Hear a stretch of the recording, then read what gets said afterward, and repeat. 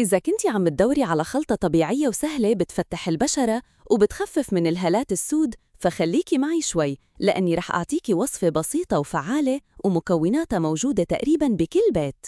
أول شي خلينا نجهز المكونات: معلقة صغيرة من عصير الليمون، معلقة صغيرة من ماء الورد، معلقة صغيرة من الحليب البارد، ومعلقة صغيرة من النشا أو طحين الرز.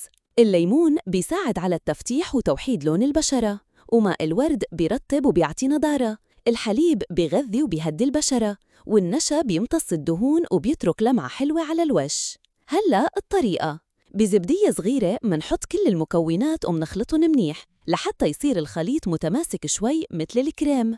منغسل وشنا منيح ومننشفه بلطف، بعدين منمد الخلطة على الوش وخاصة تحت العيون، بس بدون ما نقرب كتير من خط الرموش مشان ما نزعج العين. منترك الخلطة على الوش شي 15 ل 20 دقايق أو لحتى تنشف تماماً، ولما تجهز منغسل الوجه بمي فاترة وبعدين بشوية مي باردة مشان المسام تسكر.